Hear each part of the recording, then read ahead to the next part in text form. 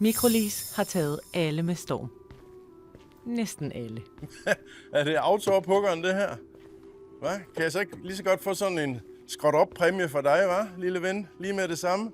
Hvad? Skal du op? Skal du det? Skal du op? Mikrofis. Hvad er det for noget? 2.500. For en skotøjsæske, der skal der virkelig også være et par fede sko indeni. Nej, nu er det nok. Jeg vil ikke finde mig i det mere. Sådan skal du ikke tale til mig. Undskyld, men... Ikke noget men. Du har bare at sige undskyld, dit uforskammede store skur. Sagde jeg ikke lige undskyld? Altså, hvad er det, der foregår? Hallo, Karsten.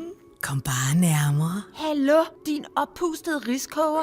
Du kan ikke bare stjæle ham fra mig. Lad nu det nydelige herre være, lille ven. Han har da helt tydeligt brug for en, der er mere rummelig. Du har alt for store tanker om dig selv. Og du er godt nok alt for smålig, lille du. Piv, piv. Det er da ikke min skyld, at du lider af mindre værd. Hvad sker der? Er det AI? Er der ikke noget med småt? Eller er det kun bilerne? Var det 0 i udbetaling, inklusiv forsikring, juleskift, service og inklusiv vejhjælp og ingen kilometerbegrænsning? Altså, får jeg begge to? Er det virkelig rigtigt, det her? Ja, det er lige dig og mig. Mere at byde på, og ikke så kostbar.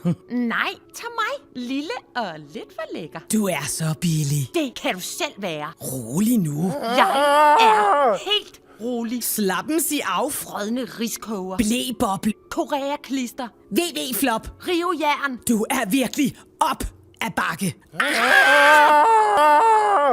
Ja, det kan være svært at vælge. Lille og kvik, eller en, der er lidt mere rummelig. Er det bare lige nu og her? Er det en måned? Måske lidt længere uden at binde dig? Mikrolis. Biler til mikropris.